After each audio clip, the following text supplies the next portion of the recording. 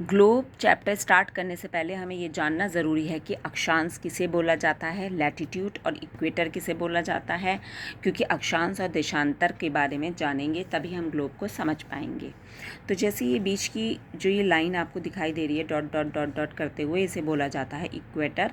और इस तरीके की जो लाइनें ये जा रही हैं ऊपर और ये जा रही हैं नीचे, इन्हें बोला जाता है अक्षांश मतलब लैटिट्यूड। इस चीज़ को आप समझ लेंगे तो चैप्टर ईजी हो जाएगा। पृथ्वी की सतह पर भूमध्य रेखा इक्वेटर के उत्तर, उत्तर मतलब ऊपर की तरफ यहाँ पे, और दक्षिण यहाँ, इन दोनों के जो भूमध्य रेखा के उत्तर और दक्षिण में स्थित जो भी बिंदु होते हैं, जो कोणीय दूरी बनाते हैं, पृथ्वी के केंद्र में डिग्री में मापे जाते हैं। ठीक है, समझ गए आप। ये जो दूरी जा रही है, ये जो ऐसे ऐसे करके ऊपर जा रहा है, ये लैटिट्यूड है। जो नीचे इस तरीके से हैं, ये लैटिट्यूड है। और बीच की जो ये लाइन जा रही है, ये इक्वेटर है। अब अक्षांश से जुड़े कुछ मुख्य बातें आपको जाननी ज़रूरी है।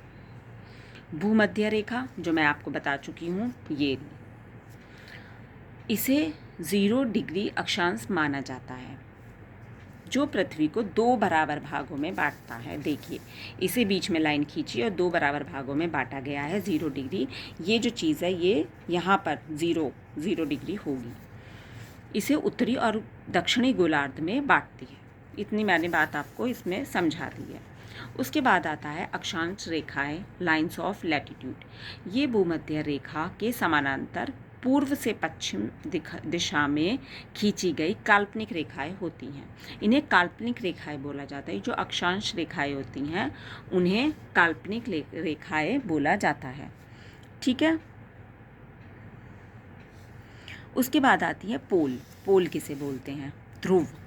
भूमध्य रेखा से उत्तर की ओर जाने पर उत्तरी ध्रुव और दक्षिण की ओर जाने पर दक्षिणी ध्रुव 90 डिग्री का जो होता है, आता है, उसे पोल बोला जाता है। वो यहाँ पर स्थित होता है, ये होता है पोल। ये चीज़ जो होती है वो पोल कहलाई जाती है।